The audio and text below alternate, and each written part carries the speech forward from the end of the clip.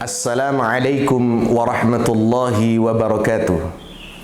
Bismillah walhamdulillah wassalatu wassalamu ala sayyidina Muhammad Rasulillah wa ala alihi wa sahbihi wa man tabi'a sunnatahu wa jama'atah min yaumina hadha ila yaumin nahdah. Para pemirsa sekalian yang dirahmati oleh Allah, kita berada di bulan Ramadan, bulan yang sangat mulia, di mana bulan Ramadan adalah merupakan syahrul Quran. Sebagaimana termaktub di dalam Al-Quran surat Al-Baqarah, Syahrul Ramadan alladzi unzila fihi Al-Quran hudan linnas wa bayyinatin minal huda wal furqan. Para pemirsa sekalian yang dirahmati oleh Allah, ternyata di dalam tafsir dari ayat ini, Imam Ibnu Katsir menukil sebuah hadis dari Musnad Ahmad bin Hanbal. Dijelaskan bahwa unzilat suhuf Ibrahim fi awwali lailah min Ramadan. Suhuf yang diturunkan kepada Nabiullah Ibrahim alaihi salatu wassalam diturunkan pada awal bulan Ramadan. Wa unzilatit Taurah lisittin madaini min Ramadan, dan diturunkan kitab Taurat pada hari ke-9 bulan Ramadan. Wal Injil li 13 khalat min Ramadan, dan kitab Injil diturunkan pada hari ke-13 bulan Ramadan. Wa anzalallahu al-Qur'an li 24 khalat min Ramadan, dan diturunkannya Al-Quran pada hari ke-24 Ramadan.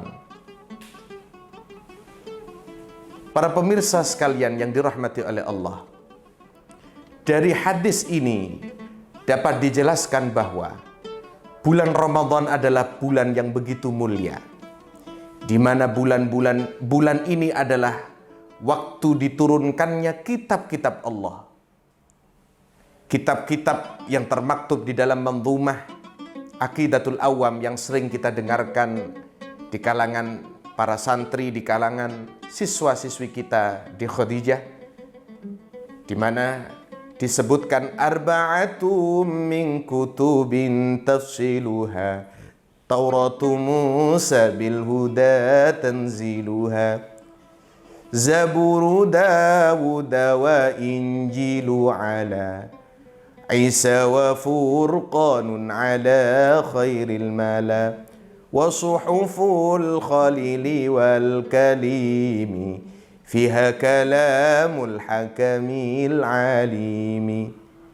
4 kitab, mulai Taurat, Zabur, Injil, begitu juga dengan Al-Quran dan suhuf yang diturunkan kepada Nabiullah Ibrahim, semuanya diturunkan di dalam bulan Ramadan.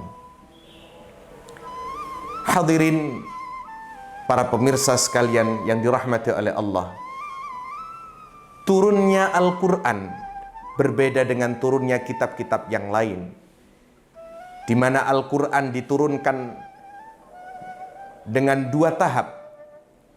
Tahap yang pertama adalah ketika Al-Quran diturunkan dari Lauhil Mahfuz ke Sama'id Dunya, di sebuah tempat yang disebut dengan Baitul Izzah. Para ulama menjelaskan peristiwa turunnya dari langit ke-7 Lauhil Mahfuz ke Sama'id Dunya, ke langit yang pertama, ini diturunkan pada malam Lailatul Qadar, yang termaktub di dalam Al-Quran, inna anzalnahu fi lailatul qadar. Setelah itu dari sama'id dunya, langit dunia, Al-Quran diturunkan secara berangsur-angsur, kurang lebih sekitar 23 tahun, yang dibagi menjadi 2 periode, yaitu diturunkan di kota Mekah dan di kota Madinah, sesuai dengan pembelajaran, sesuai dengan hikmah-hikmah asbab daripada nuzul Al-Quran. Dan awal diturunkannya Al-Quran, banyak sekali pendapat. Salah satunya adalah pendapat yang diriwayatkan dalam kitab Musnad Ahmad bin Hanbal, yaitu pada tanggal 24 Ramadan. Ada yang mengatakan bahwa awal Ramadan, tetapi pendapat yang paling ashah adalah 17 Ramadan. Ayat yang pertama kali turun, mu'tamad para ulama menjelaskan, adalah surat Al-Alaq. Iqra bismi rabbikal ladzi khalaq, khalaqal insana min 'alaq. Iqra wa rabbukal akramul ladzi 'allama bil qalam, 'allamal insana ma lam ya'lam.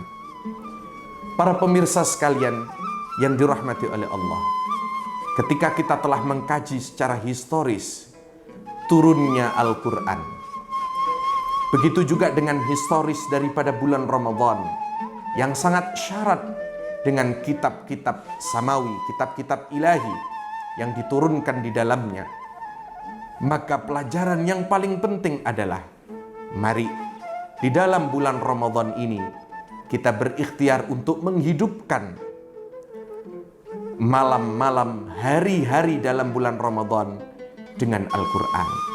Kita hidup berseiring dengan Al-Quran.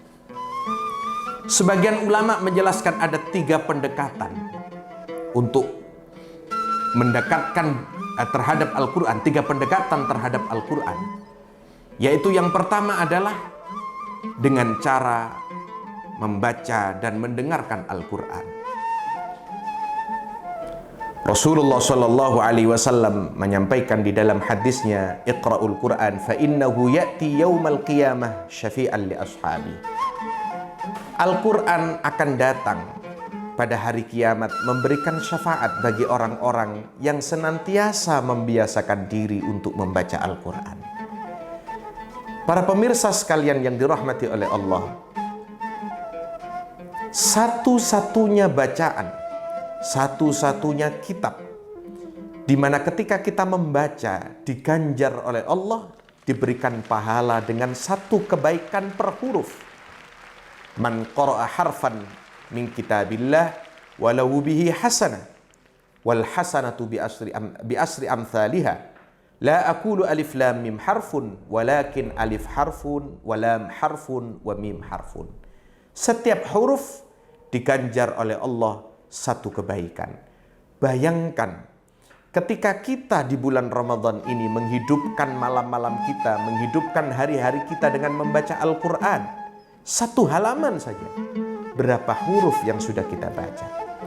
Begitu juga dengan Rasulullah telah mencontohkan, di mana di dalam bulan Ramadan Rasulullah melakukan tadarrus bersama dengan malaikat Jibril pada saat setiap malam, kullal lailah min Ramadan. Yang ini kemudian diserap oleh para ulama-ulama kita, ulama-ulama Nusantara, di mana ada tradisi tadarrus di malam-malam Ramadan, di surau-surau, di masjid-masjid, dengan sistem satu membaca, yang lain menyimak. Itu metode yang dilakukan oleh Rasulullah ketika berada di bulan Ramadan bersama dengan malaikat Jibril.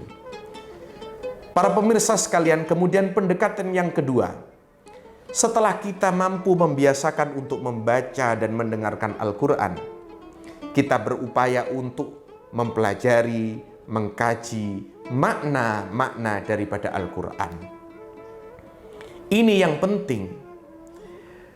Ada sebuah hadis dijelaskan oleh baginda Rasulullah bahwa majtama'a qaumun fi baitin min buyutillah yatluna kitaballah wa yatadarsunahu bainahum illa nazalat alaihimus sakinah wa ghasyiyatuhumur rahmah wa haffathumul malaikah wa dzakarallahu fi man indah.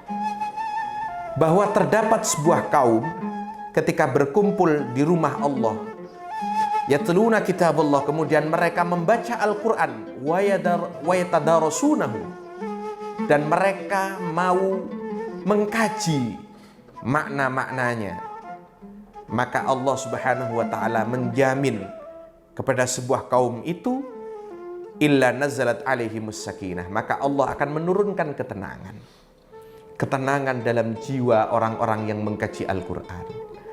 Wa ghasyiyatuhumur rahmah, diturunkan, dianugerahi rahmah. Wa haffathumul malaikah, para malaikat itu menaungi orang-orang yang mengkaji Al-Quran. Wa dzakarallahu fi man indah, dan Allah menyebut-nyebut nama-nama orang itu di penduduk langit. Analoginya begitu luar biasanya, begitu gembiranya ketika nama kita disebut oleh Allah. Analogi sederhana, seorang presiden adalah seorang yang begitu kita hormati, kita idolakan. Nama kita disebut di sebuah rapat kabinet. Bayangkan kalau hal itu terjadi, maka pasti akan sangat bahagia kita. Apalagi yang menyebut kita bukan hanya seorang presiden, tapi Allah Subhanahu wa ta'ala. Kemudian pendekatan yang ketiga, yaitu dengan cara kita mengamalkan nilai-nilai daripada Al-Quran. Sebagaimana Al-Quran adalah hudal linnas wa bayyinatin minal huda wal furqan. Al-Quran adalah merupakan petunjuk bagi kita semua dan pembeda dari yang hak dan yang batil. Sehingga dengan kita melakukan 3 pendekatan itu, mudah-mudahan kita termasuk orang-orang yang ahlul Quran, di mana orang-orang yang ahlul Quran itu dijamin oleh Allah sebagai keluarga Allah. Makna keluarga bukan berarti keluarga secara biologis, akan tetapi Allah begitu mencintai, Allah begitu mengasihi kepada para ahlul Quran, sebagaimana termaktub di dalam hadis bahwa innalillahi ahlina minan nas. Man hum ya Rasulullah? Ahlul Quran hum ahlullah wa khassatu. Ahlul Quran adalah merupakan keluarga Allah. Allah begitu cinta terhadap orang-orang yang sangat memperhatikan dan bergelut dengan Al-Quran. Mudah-mudahan kita termasuk para ahlul Quran. Demikian, mudah-mudahan menjadi keterangan yang manfaat bagi kita semua. Akhiran, wallahul muwaffiq ila aqwamit thariq. Assalamualaikum warahmatullahi wabarakatuh.